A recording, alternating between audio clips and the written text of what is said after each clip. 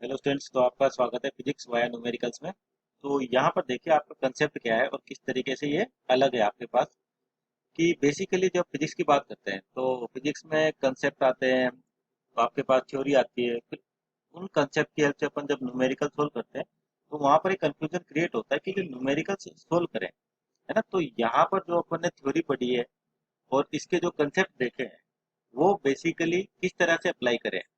ठीक, तो ये यहाँ पर जो न्यूमेरिकल्स के साथ दिक्कत आती है वो स्टूडेंट के साथ कॉमन रहती है कि न्यूमेरिकल्स के टाइम कि कंसेप्ट कैसे अप्लाई करें और कौन सा थ्योरी पोर्शन इस वाले न्यूमेरिकल्स में अप्लाई होता है या कौन सा फॉर्मूला इस वाले में अप्लाई होता है। तो यहाँ पर अपन थोड़ा रिवर्स चलते हैं। रिवर्स का मतलब कि न्यूमेरिकल्स की हेल्प से आपको क्या कंसेप्ट क्लियर करते हैं, ताकि आपको समझ आए कि कौन से न्यूमेरिकल है तो इसमें क्या कंसेप्ट लगेगा। तो यहाँ से आपके पास कंसेप्ट और जो न्यूमेरिकल्स है दोनों एक साथ क्लियर होंगे। तो सबसे पहले आज का जो डिस्कशन टॉपिक है आपके पास वो है काइनेमेटिक्स 1D मोशन।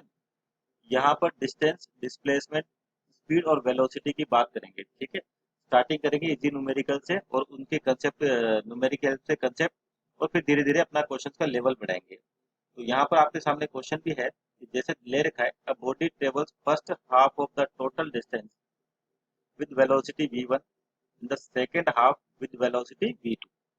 ठीक है, तो आपसे पूछा है यहाँ पर कैलकुलेट एवरेज वेलोसिटी, यानी कि इसकी एवरेज वेलोसिटी क्या होगी। तो जो यहाँ पे टर्मिनोलॉजीज आपके पास आ रही है, क्या क्या आ रही है बेसिकली। सबसे पहले बात करते हैं डिस्टेंस की, जो लिखा हुआ आपके पास टोटल डिस्टेंस, है ना। दूसरा वेलोसिटी है इसे आपके पास, और तीसरा एवरेज वेलोसिटी। तो एवरेज वेलोसिटी, सबसे पहले इसी की बात करते हैं कि एवरेज वेलोसिटी क्या होती है। तो आपका जो एवरेज वेलोसिटी है वो लिखा जाता है total displacement upon total time. ठीक है, टोटल टाइम, ये आपका किसका फॉर्मूला है, एवरेज वेलोसिटी का। ठीक है, एवरेज वेलोसिटी और वेक्टर क्वांटिटी होती है, तो ध्यान रखिए आपके वेक्टर का साइन होगा। और वर्ड आ रहा है आपके पास यहाँ पे डिस्टेंस। ठीक है, और यहाँ पे डिस्प्लेसमेंट।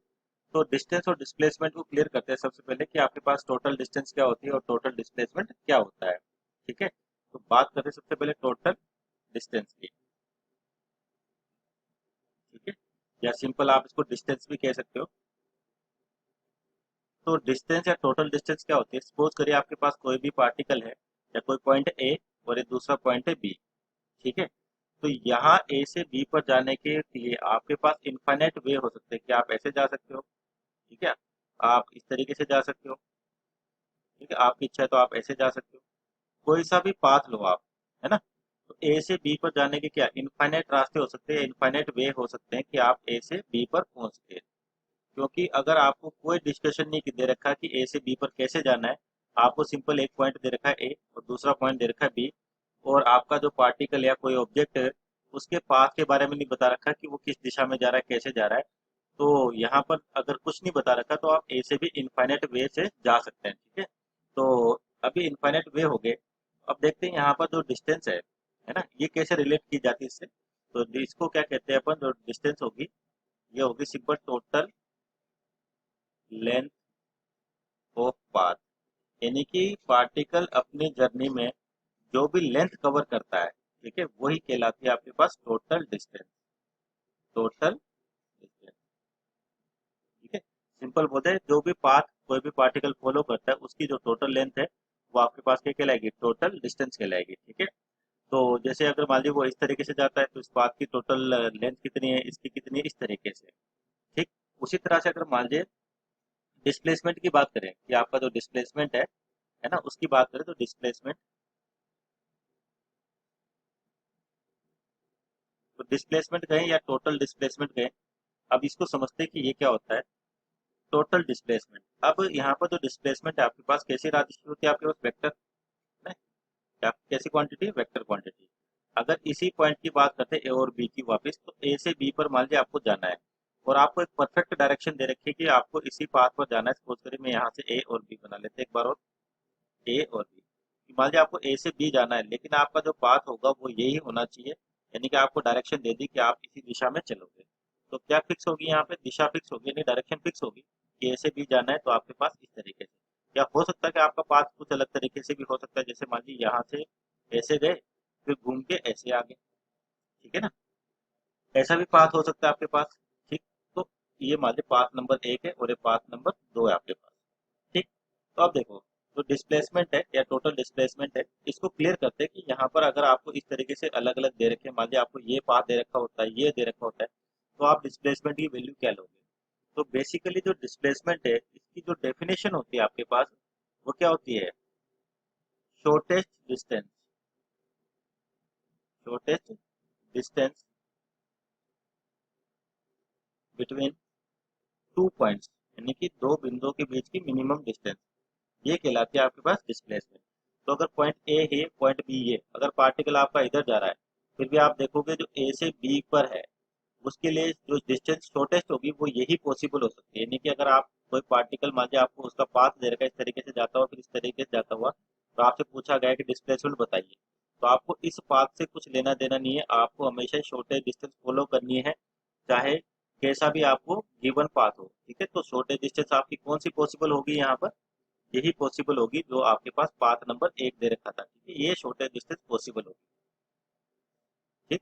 तो यहाँ से समझ आ जाना चाहिए कि आपके पास कोई भी पाथ हो उससे कोई सेंस नहीं है।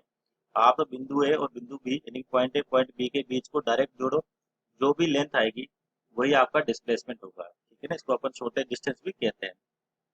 समझ आए? तो एक कंक्लूजन निकाल सकते हैं अपन कि क्या, कि जो आपका डिस्टेंस होगा और जो डिस्प्लेसमेंट है,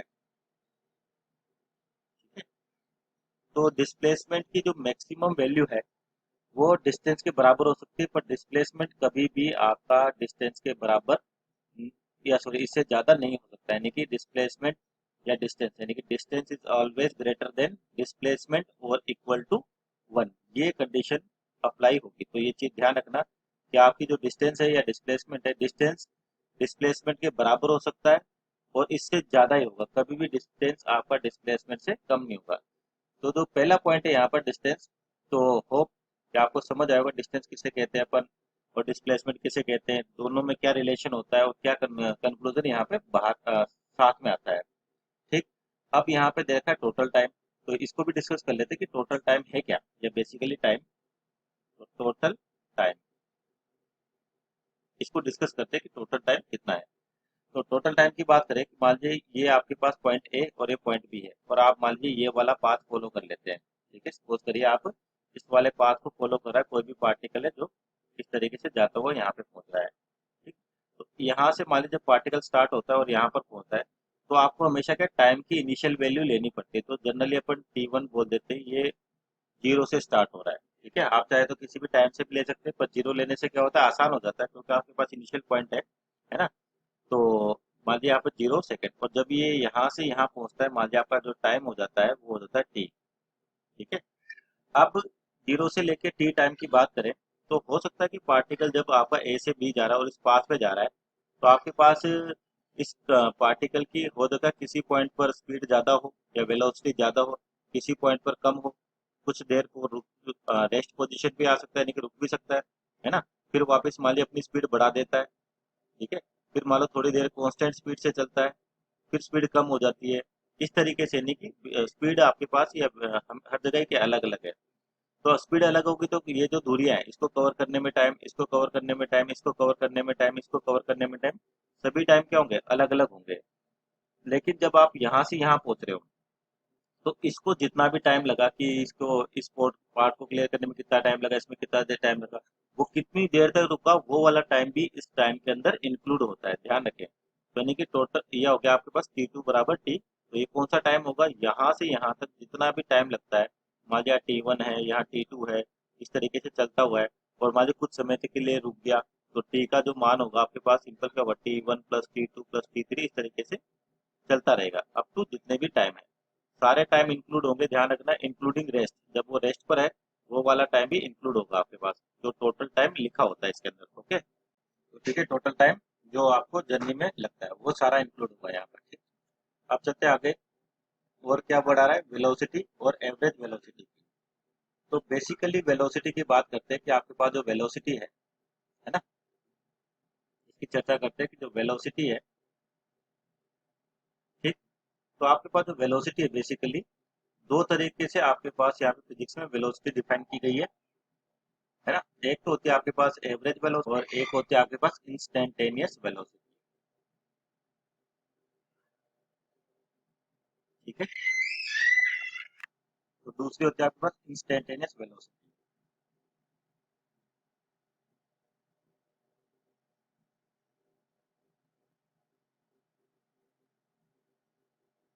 तो इनके बारे में चर्चा करते हैं कि आपके पास एवरेज वेलोसिटी क्या होती है और एवरेज सॉरी इंस्टेंटेनियस वेलोसिटी क्या होती है।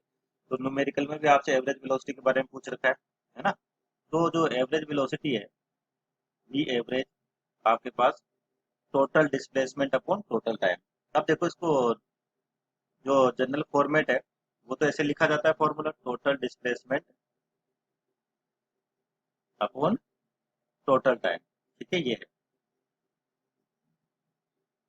तो इसको मैथमेटिकल फॉर्मेट में कैसे लिखे, देखिए इस चीज को समझे। आपको ऐसा लिखा हुआ मिलता है कि डेल्टा एक्स बटे डेल्टा टी। ठीक है,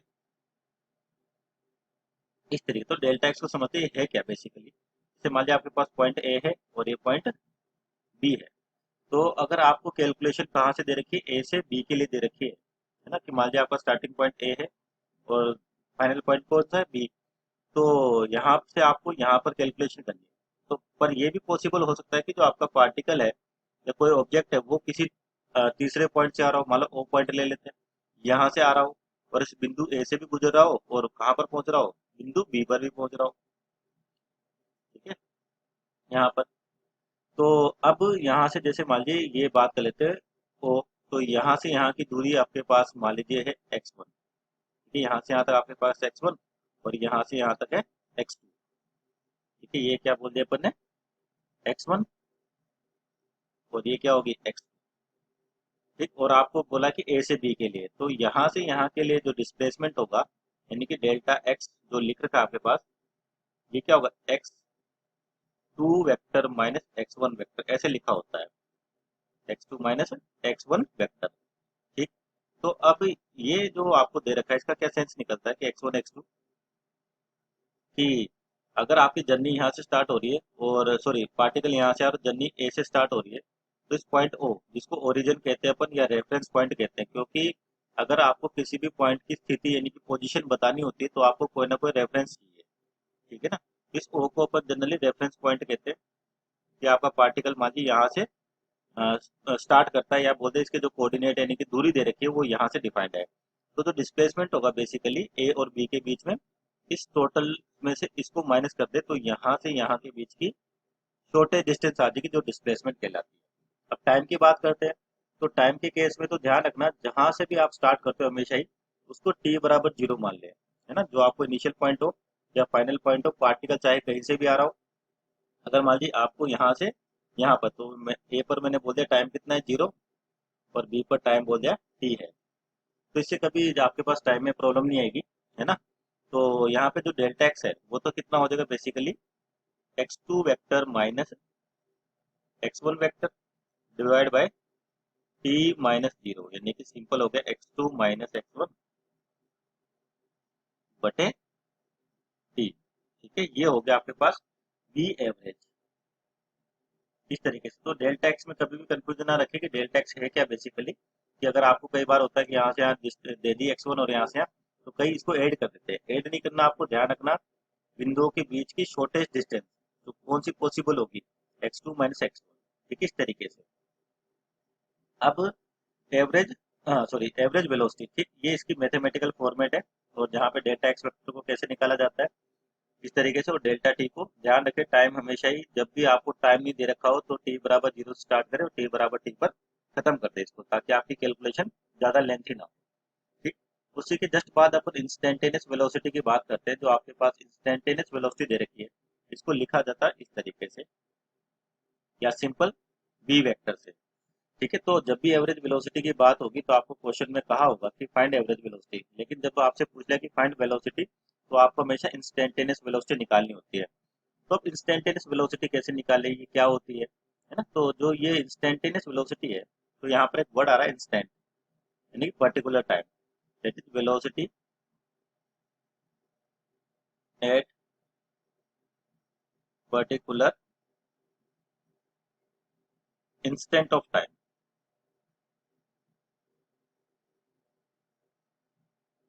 यानी कि टाइम के भी पर्टिकुलर पॉइंट की बात कर रखी है। समझने के लिए जैसे यहाँ पर देखते हैं, है ना, कि मान लिया आपके पास ये ए पॉइंट है, ठीक है, और ये बी पॉइंट है, ठीक। और आपके पास मान लीजिए जो ए से बी जा रहा है, यहाँ पे जो भी टाइम है मान लीजिए टी बराबर 0 पे शुरू होता है, 0 सेकंड पे, ठीक है। और टी बराबर मैंने बोल दिया यहाँ पे 10 सेकंड लगते हैं इसको पहुंचने में, ठीक। इस तरीके से।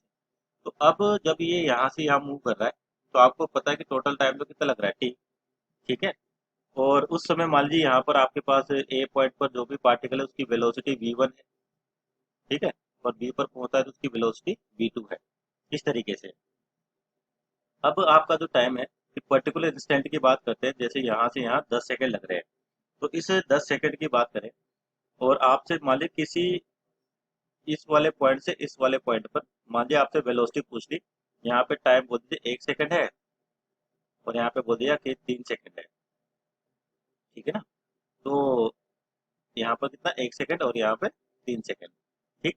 तो यहाँ पर आपको टाइम इंटरवल पता चल गया कितने का रहेगा, यानी कि जो डेल्टा टी अपन ने यहाँ लिखा है, तो इस केस के लिए अगर मैं डेल्टा टी लिखना चाहता हूँ, है ना, तो फाइनल टाइम कितना है 3 और इनिशियल टाइम कितना 1, तो दोनों को माइनस करोगे तो 2 सेकंड, ठीक है। तो ये चीज भी ध्यान रखना, अगर आपको किसी पॉइंट पे टाइम दे रखा है या पर्टिकुलर डिस्टेंस पे टाइम और दूसरे पे टाइम दे रखा है, तो दोनों को माइनस करोगे तो इन दोनों के बीच का टाइम आ जाएगा, जैसे यहाँ पर।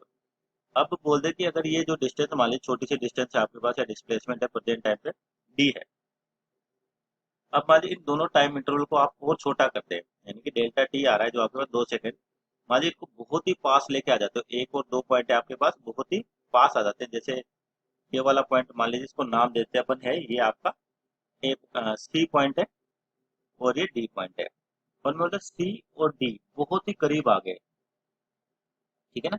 तो आपका जो डेल्टा टी दिख रहा होगा आपको, इन दोनों के बीच का समय अंतराल या टाइम इंटरवल, ये टेंडिंग टू जीरो, यानी कि जीरो को अप्रोच कर रहा है पर जीरो नहीं है, ध्यान रखिए इस चीज का। क्या कहा मैंने, सी और डी हमारे बहुत ही पास आते दोनों पॉइंट, तो इनके बीच का जो टाइम इंटरवल डेल्टा टी पहले 2 सेकंड दिख रहा था, हमारे इतने पास आ गए, तो आपका जो डेल्टा टी है वो जीरो को अप्रोच कर रहा है, यानी कि लगभग लगभग जीरो पर जीरो नहीं है ना। तो ये जो कंडीशन आती है, यानी कि आपको उस पर्टिकुलर इंस्टेंट पे क्या पता चल जाएगी, इसकी वेलोसिटी पता चल जाएगी, ठीक है। तो यानी कि जब आपका time interval tending to zero आता है, तो ये लिख रहा है पर्टिकुलर इंस्टेंट ऑफ टाइम, इसका मतलब आपका जो टाइम इंटरवल है वो क्या कर रहा है, जीरो को अप्रोच कर रहा है पर जीरो नहीं है, ध्यान रखें इस चीज का। तो ये कहलाता है इंस्टेंट टाइम। तो जब ये delta T approach tending to zero, तो इसको लिख देते हैं अपन डी टी, यानी कि डिफरेंशिएशन की फॉर्मेट में, क्योंकि ये डिफरेंशिएशन आपको स्मॉल चेंज को बताता है। तो एवरेज वेलोसिटी से इंस्टेंटेनियस वेलोसिटी कैसे डिफाइन की गई है, कि अगर आप एवरेज में लिमिट लगा दो, कौन सी लिमिट, डेल्टा टी के यानी कि टाइम की tending to zero, delta T है ना, tending to zero, delta x upon delta T, तो ये बदल जाता है आपके पास डी एक्स बटे डी टी में, इसमें बदल जाता है डी एक्स बटे डी टी में, और जो वेलोसिटी हो जाती है वो इंस्टेंटेनियस हो जाती है, और इसको लिख देते हैं अपन सिंपल डी एक्स बटे डी टी, ठीक है। तो इस तरह से आपके पास एवरेज और इंस्टेंटेनियस वेलोसिटी में चेंजेस आते हैं, तो ये टाइम इंटरवल का फर्क पड़ता है बेसिकली, ठीक। तो यहाँ पर आपके पास एवरेज वेलोसिटी और इंस्टेंटेनियस वेलोसिटी, और ध्यान रखना इंस्टेंटेनियस हमेशा लिखा होगा तो बता के देगा आपको फाइंड वेलोसिटी, पर एवरेज होगी तो लिख के देगा हमेशा फाइंड एवरेज वेलोसिटी, कुछ नहीं लिखा तो हमेशा इंस्टेंटेनियस निकालनी है। तो जो भी इस न्यूमेरिकल में आपके पास दो तीन चीजें थी, है ना, उनके बारे में जो दे रखा था भी कौन कौन से वर्ड है, क्या क्या टर्मिनोलॉजीज है, वो क्लियर हो रही है, ठीक। तो यहाँ पर एवरेज वेलोसिटी, डिस्टेंस और वेलोसिटी को डिफाइन किया अपन ने। तो न्यूमेरिकल पे चलते हैं, न्यूमेरिकल क्या कहता है कि बॉडी है फर्स्ट हाफ डिस्टेंस, यानी कि टोटल डिस्टेंस का हाफ, यानी कि डी बटे दो, या अगर डिस्टेंस डी मान लेते हैं तो उसकी आधी किससे चल रही वी वन से, और नेक्स्ट हाफ डिस्टेंस किससे चल रही है वी टू से, एवरेज वेलोसिटी निकालनी है, तो total displacement upon total time, ठीक है। तो न्यूमेरिकल के अकॉर्डिंग सोल्व करते हैं इसको, जो न्यूमेरिकल दे रखा है आपको, ठीक है। तो आपके पास ए पॉइंट है और दूसरा कौन सा पॉइंट है, बी पॉइंट मान लीजिए, ठीक है। और इनके बीच में आपको क्या दे रखा है, कि मान लीजिए कोई भी डिस्टेंस है, सपोज करिए ये, इसको बोल देते हैं डी, टोटल डिस्टेंस कितनी है, डी है। अब इसका मिडिल पॉइंट ले लेते हैं, यानी कि फर्स्ट हाफ के रखा है सी, तो ये दूरी हो जाएगी डी बटे दो, और ये भी क्या हो जाएगी डी बटे दो, और पहले किससे चल रहा है हाफ टाइम के लिए, वो v1 वेलोसिटी से जा रहा है, ठीक है। और नेक्स्ट हाफ किससे जा रहा है, वो v2 से जा रहा है आपके पास। ध्यान रखना, आपके पास स्ट्रेट लाइन मोशन की बात हो रही है ना, अगर नहीं लिख रहा तो आपको हमेशा स्ट्रेट लाइन मोशन लेके चलना है, ठीक है। न्यूमेरिकल में इंफॉर्मेशन नहीं है मोशन के बारे में कि पाथ कैसा है, तो नहीं लिखा होता तो अपन क्या लेके चलते हैं, हमेशा स्ट्रेट लाइन पाथ लेके ही चलते हैं, ठीक है? ये भी आपके लिए समझने वाली बात है। अगर कोई और दूसरा पाथ होता तो लिख के देता आपको, तो ए से सी, उसके बाद सी से डी, ठीक है। तो आपके पास एवरेज का जो फॉर्मूला है बेसिकली, टोटल डिस्प्लेसमेंट या टोटल डिस्टेंस कितना हो जाएगा, डी, ये मान रखा है अपने, अपॉन टोटल टाइम।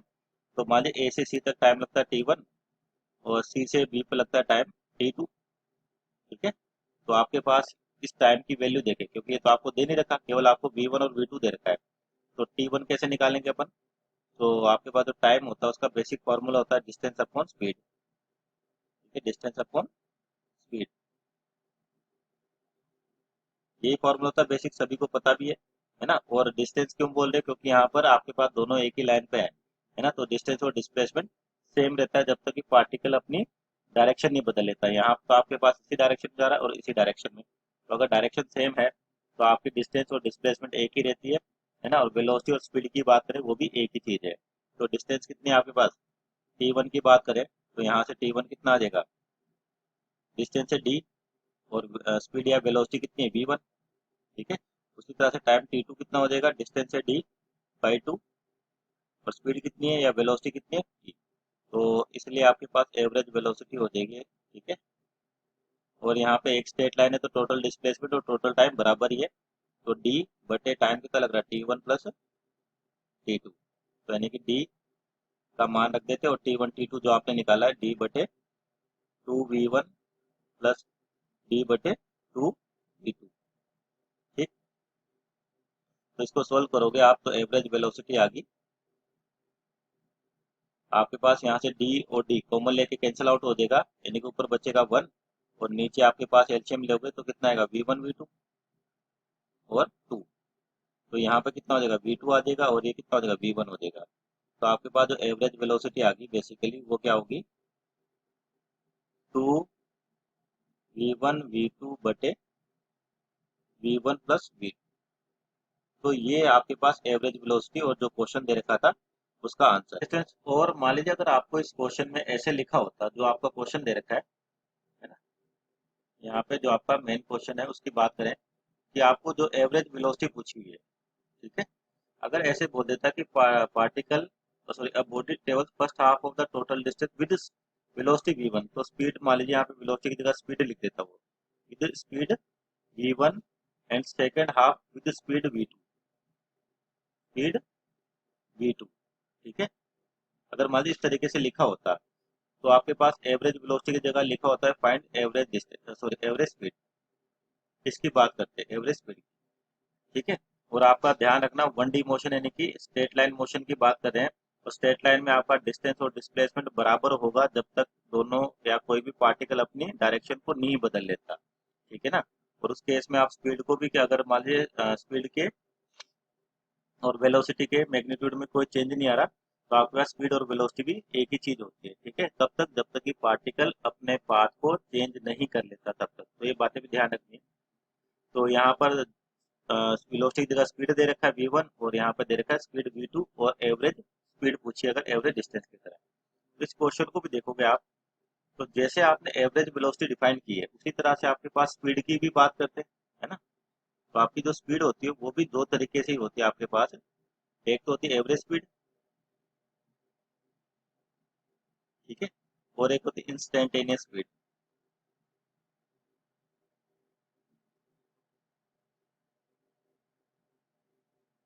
ठीक है।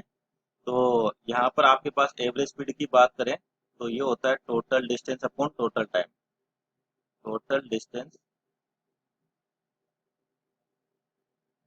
अपॉन टोटल टाइम, ठीक है। तो टोटल डिस्टेंस जैसे ऊपर समझाया था कि ए से बी है, जाने के इनफाइनाइट तरीके हो सकते हैं, तो जो भी वो पाथ फॉलो करता है उसकी टोटल लेंथ वो क्या कहलाती है, टोटल डिस्टेंस। पर आप कौन सा पढ़ रहे हो, स्ट्रेट लाइन मोशन, यानी कि आपके पार्टिकल का पाथ अभी कैसा है, इसी तरीके से, यानी कि वो स्ट्रेट लाइन में जा रहा है, तो आपका डिस्टेंस और डिस्प्लेसमेंट बराबर होगा। बस ये फर्क होता है, डिस्टेंस आपके पास स्केलर होती है और स्पीड आपके पास स्केलर होती है। ठीक है। तो अगर मान लीजिए वो ऐसा पाथ लेता तो आपके पास इस पाथ की जो भी लेंथ होती है वो डिस्टेंस कहलाती। पर आपको सिंपल दे रखा कि ए से बी जा रहा है, तो कोई पाथ की बात नहीं कर रखी। तो ध्यान रखना हमेशा आपका पाथ स्ट्रेट लाइन होगा। अगर कुछ अलग पाथ होगा तो आपको गिवन होगा या डायग्राम बना के दे रखा होगा। तो वैसे ही जैसे आपसे वहां पर एवरेज वेलोसिटी पूछी थी, तो यहाँ पर मान लीजिए आपसे पूछा था फाइंड एवरेज स्पीड, और सिंपल बोलते हैं फाइंड स्पीड। तो स्पीड की भी बात करोगे तो ध्यान रखना जब भी वो स्पीड पूछता है इसका मतलब आपसे वो इंस्टेंटेनियस स्पीड पूछ रहा है। ठीक है ना, बी लिखते हैं जिसको सिंपल। तो अब देखिए यहाँ पर उसी ए और बी की बात कर लेते हैं। तो टोटल डिस्टेंस है डी, और फर्स्ट हाफ चल रहा है मान लीजिए वी वन स्पीड से और नेक्स्ट हाफ चल रहा है वो वी टू स्पीड से। ठीक है, तो यहाँ पर टाइम निकाल सकते हैं। जैसे पहले निकाला था अपने डी बटे दो वी वन, और टी टू कितना आ जाएगा डी बटे दो वी टू। ठीक है, तो यहाँ पर आपके पास एवरेज स्पीड हो जाएगी आपके पास total distance that is d बटे total time t one plus t two. तो आपके पास यहाँ डी बटे टी वन का मान पुट करें, क्या था आपके पास डी बटे दो वी वन प्लस डी बटे दो वी टू। तो इसको सोल्व करोगे तो वापस आएगा आपके पास two v one v two बटे v one plus v two. ठीक है, यानी कि अगर आपका पाथ, ध्यान रखें, अगर पाथ चेंज नहीं हो रहा तो आपके पास जो एवरेज स्पीड थी और एवरेज वेलोसिटी दोनों क्या आ रही है, सेम आती है। अगर पाथ बदल जाएगा तो आपके पास स्पीड है ना और वेलोसिटी दोनों अलग अलग आएंगी। जैसे बोले कि मान लीजिए पॉइंट ए है और पार्टिकल मान लीजिए बी पर जा रहा है, और ए से बी जाते टाइम इसकी स्पीड मान लीजिए वी वन है। फिर उसके बाद पार्टिकल मान लीजिए बी से चलता है ना, पहले तो इधर जा रहा है ए से बी, फिर मान लीजिए आपका पार्टिकल जा रहा है बी से ए की ओर जा रहा है, सपोज करिए। ठीक है, तो जाते टाइम तो उसकी स्पीड कितनी वी वन, और आते टाइम मान लीजिए स्पीड कितनी है वी टू। तो आपसे पूछ ले कि find average speed, find be average, average speed पूछी हुई है आपसे पास। ठीक है, तो यहाँ देखो वापस फॉर्मूला तो वही होगा वी एवरेज का, total distance upon total time. तो डिस्टेंस में डायरेक्शन मैटर नहीं करती, ध्यान रखें। लेकिन जब आप डिस्प्लेसमेंट निकालोगे या वेलोसिटी निकालोगे तब डायरेक्शन मैटर करती है, इस चीज़ का ध्यान रखें। ए से बी जा रहा है, वापस बी से ए आ रहा है, यानी कि जाते टाइम भी बराबर दूरी तय कर रहा है और आते टाइम भी बराबर दूरी तय कर रहा है, और वेग दोनों के अलग अलग है। उसी तरह से इस क्वेश्चन में भी देखो, जाते टाइम ये दूरी कितनी डी बटे दो, और अभी भी आगे जा रहा है इसकी ये कितनी है डी बटे दो। तो अगर ये पार्टिकल डिस्टेंस के बारे में बात कर रखी है या स्पीड के बारे में, तो आपके पास डी बटे दो, यानी कि किसी भी टाइम में वो बराबर दूरी चल रहा है डी बटे दो, और इस टाइम में भी उतनी दूरी चल रहा है डी बटे दो। तो फिक्स है कि आपका आंसर जो हमेशा है वो यही आएगा।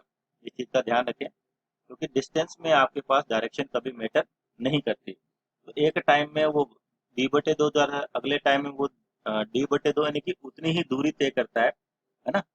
तो आपके पास जो हमेशा स्पीड आएगी वो यही आएगी। ठीक है, तो यहाँ पर आप डायरेक्ट लिख सकते हो two v one v two बटे v one plus v two. आपको किसी कैलकुलेशन की जरूरत नहीं है। तो सिंपल चीज ध्यान रखें, किसी भी टाइम में अगर वो कोई डिस्टेंस चलता है मान लीजिए डी, और मान लीजिए टी वन में, और कोई दूसरे टाइम में भी वो उतनी ही डिस्टेंस चलता है डी, तो आपके पास हमेशा जो एवरेज स्पीड है वो यही आएगी। ठीक है, डिस्टेंस की बात करें ना कि डिस्प्लेसमेंट की अभी। ठीक है, डिस्प्लेसमेंट होगा तो आपके पास आंसर चेंज हो जाएगा। ठीक है, तो ध्यान रखना इस चीज़ को कि अगर वो किसी भी टाइम टी पर कोई डिस्टेंस चलता है और मान लीजिए किसी दूसरे टाइम में उतनी ही डिस्टेंस चलता है और किसी वेग से वी वन से, और मान लीजिए ये है वी टू, तो आपकी हमेशा ही जो औसत चाल या एवरेज स्पीड कहते हैं वो आएगी two v one v two upon v one plus v two. अगर मान लीजिए आपसे यहाँ पूछ लेता इसी कंडीशन के लिए फाइंड वी एवरेज, यानी कि एवरेज वेलोसिटी, तो एवरेज वेलोसिटी का फॉर्मूला क्या है, total displacement upon total time. अगर पार्टिकल ए से चला बी पर पहुंचा, अब बी से चला ए पर पहुंचा, तो जाते टाइम जितनी दूरी ट्रेवल करता है वो, और आते टाइम भी उतनी डिस्टेंस या दूरी ट्रेवल करेगा। तो आपका जो डिस्प्लेसमेंट होता है बेसिकली वो होता है कि इनिशियल पॉइंट और फाइनल पॉइंट, यानी कि जहां से आपका मोशन स्टार्ट हो रहा है वो होगी आपके पास इनिशियल कंडीशन। ठीक है, और जहां पे खत्म हो रहा है वो होगी फाइनल कंडीशन।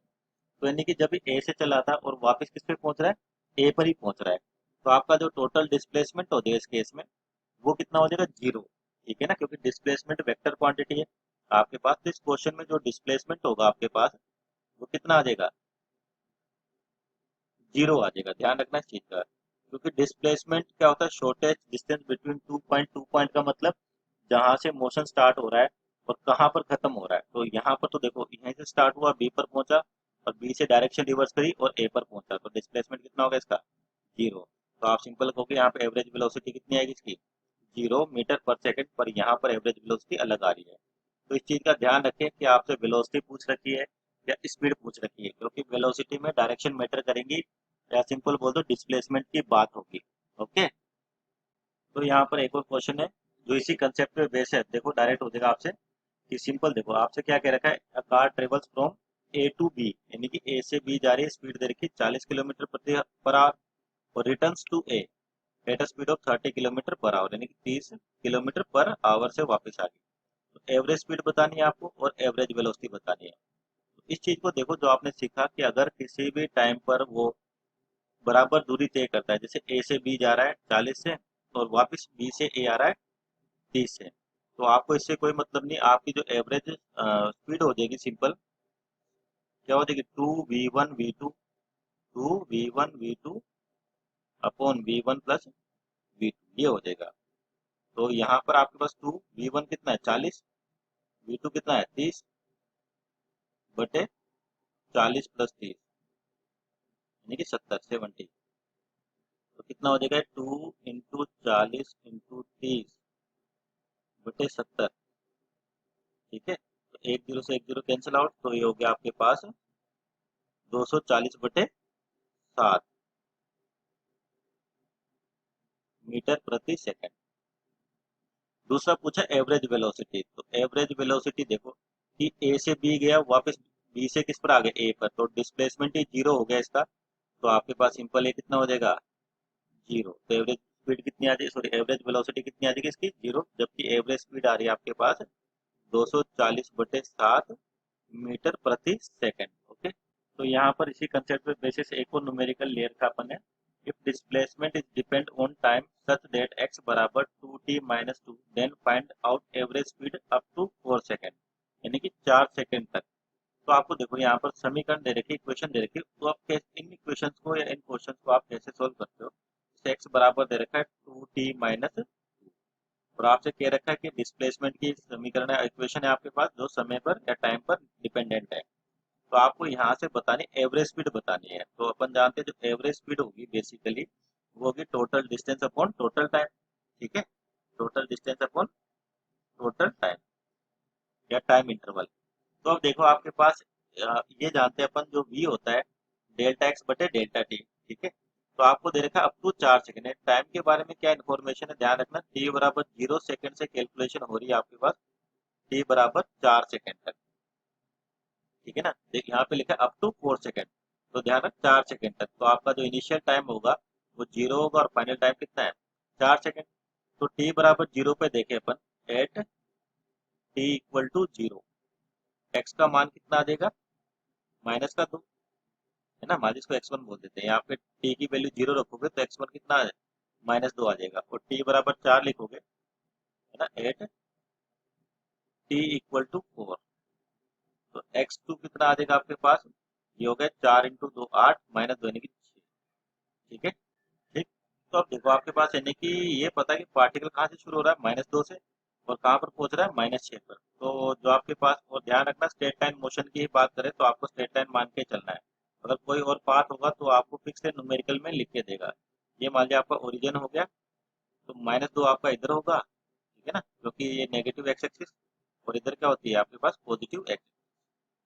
तो ये तो पता चल गया इनिशियली, यानी कि पार्टिकल टी बराबर जीरो पे यहाँ पर है, और टी बराबर 4 सेकंड पर वो यहाँ पर है, और यहाँ से ये 0,0 आपके पास, ये कितना है 4। ठीक है, तो इनिशियल पता है, फाइनल पता है, पर अपने को ये कंफर्म नहीं है कि पार्टिकल यहाँ से डायरेक्ट यहाँ जा रहा है, या पार्टिकल कहीं आगे गया, वहां रुका होगा, फिर वापस आया होगा, इस तरीके से। तो जब भी ऐसे क्वेश्चन आते हैं एवरेज स्पीड के या डिस्टेंस के, तो ये चेक करना जरूरी है कि पाथ कैसा होगा, हालांकि वो चल कैसे रहा है, स्ट्रेट लाइन में चल रहा है, लेकिन ये नहीं पता कि वो यहाँ से डायरेक्ट इधर जा रहा है, या फिर डायरेक्ट आगे जाके कहीं हो गया है, या फिर आगे गया हो कहीं वापिस आया हो। तो ये चीजें ध्यान रखें ना, कब, जब भी आपको स्पीड लिखा मिले, या फिर मान लिया आपको डिस्टेंस लिखी मिले, डिस्प्लेसमेंट होता तो कोई दिक्कत ही नहीं होती, है ना। क्योंकि आपसे पूछा क्या एवरेज स्पीड, तो यहाँ पे ये डिस्टेंस है और टाइम इंटरवल 4 सेकंड है ना। तो इस चीज़ का ध्यान रखें कि आपने को डिस्टेंस चाहिए, तो यानी कि ये तो पता चले कि पार्टिकल ठीक है इनिशियली यहाँ पर है, उसके बाद कैसे जा रहा है, यहाँ जा रहा है कि वापस घूम के आ रहा है। तो यानी कि जब आपके पास ये एक्स, ये जीरो के देख लेते हैं ना, तो एक्स आपका जीरो कहाँ पर हो रहा है, पाथ को चेक करने के लिए एक्स बराबर जीरो रख के देखें। तो यहाँ से आपके पास 2t-2 बराबर जीरो, तो टी का मान कितना आ गया, 1 सेकेंड। यानी कि 1 सेकेंड पे पार्टिकल कहाँ पर एक्स बराबर जीरो पर है। ठीक है, इसका मतलब क्या हुआ कि पार्टिकल जीरो से शुरू हो रहा है और 1 सेकेंड में वो कहाँ पर पहुंच गया, यहाँ पर पहुंच गया। तो इसका मतलब आपका जो पाथ है वो इस तरीके से, यानी कि पार्टिकल यहाँ से चलना शुरू करता है और यहाँ पर पहुंच जाता है। ठीक है, तो इस कंडीशन को हमेशा चेक करना है जब भी क्या कह रहे हैं स्पीड की बात होती है या फिर डिस्टेंस लिखा होता है, यहाँ पर क्या लिखा होता है, डिस्टेंस। तो जब भी स्पीड या डिस्टेंस आए हमेशा आपको चेक करना है कि पार्टिकल का पाथ कैसे होगा। तो पाथ को चेक करने के लिए आपको जैसे समीकरण दे रखी है, जैसे यहाँ पे डिस्प्लेसमेंट की दे रखी है ना, तो ये चेक कर लेते हैं कि आपका पार्टिकल ठीक है टी बराबर जीरो पे, वहाँ टी बराबर एक के बाद कहाँ होगा, वो कहाँ पर मिल रहा है, ओरिजिन पे मिल रहा है। ठीक है, तो अब आप आसानी से इसका क्या निकाल सकते हो, एवरेज स्पीड निकाल सकते हो। वो क्या कहती है, total distance upon total time. तो पार्टिकल यहाँ से चलना शुरू करता है और यहाँ पर पहुंच रहा है, तो ये दूरी कितनी हो जाएगी, 2, है ना। और ये डिस्टेंस कितनी हो जाएगी, सॉरी ये कितना है आपको, 6 है ना, 4 नहीं, 6। तो ये कितनी हो जाएगी, 6। तो आपको डिस्टेंस में कभी भी डायरेक्शन से कोई मतलब नहीं, कहाँ से चल रहा है और कहाँ पर पहुंच रहा है। तो 2 और 6 कितना हो गया, 8। यानी कि ये लग रहा है इसको, सॉरी डिस्टेंस कितना चल रहा है, 8 चल रहा है और टाइम कितना है, 4। यानी कि इसकी एवरेज स्पीड आ गई आपके पास 2 मीटर प्रति सेकंड। अगर इस क्वेश्चन में मान लिया आपसे एवरेज वेलोसिटी भी पूछ लेता, वी एवरेज, ठीक है ना, तो यहाँ पर देखोगे आप कि आपके पास एवरेज वेलोसिटी होती तो total displacement upon total time. तो इनिशियल पॉइंट ये रहा, फाइनल पॉइंट ये रहा। ठीक है, तो ये स्ट्रेट लाइन में चल रहा है आपके पास सीधा और एक ही दिशा में चल रहा है, तो आप डायरेक्ट इसका आंसर भी कितना आ जाएगा, 2 मीटर पर सेकंड। क्योंकि जो डिस्टेंस और डिस्प्लेसमेंट है आपके पास वो क्या है, बराबर ही है, यहाँ से चलना शुरू करता है और यहाँ पहुंच जाता है। -2 का मतलब डायरेक्शन बता रहा है, ध्यान रखना आपको मैग्नीट्यूड चाहिए। तो यहाँ से यहाँ का यानी कि मैग्नीट्यूड कितना होगा, 2, और यहाँ से यहाँ कितना, 6। तो आपकी एवरेज वेलोसिटी भी कितनी आती है, 2 मीटर पर सेकंड। तो इस तरह से क्वेश्चन आते हैं, ये थोड़े इंपॉर्टेंट होते हैं आपको, जिसमें डिस्टेंस और किसके बारे में, वेलोसिटी के बारे में या डिस्प्लेसमेंट के बारे में और स्पीड के बारे में। तो ध्यान किसका रखना है आपको, एक तो स्पीड का ध्यान रखना है और एक डिस्टेंस का। उस केस में हमेशा ही आपको क्या करना पड़ता है, चेक करना पड़ता है। अगर मान लीजिए एवरेज वेलोसिटी पूछता तो आपको कुछ नहीं करना था, direct initial point -2, final point plus का 6, देख लो दोनों को यहाँ से यहाँ। आपको इस वाली कंडीशन की कोई जरूरत नहीं थी, क्योंकि डिस्प्लेसमेंट में आपके पास कभी भी इनिशियल पॉइंट और फाइनल पॉइंट की दूरी देखी जाती है।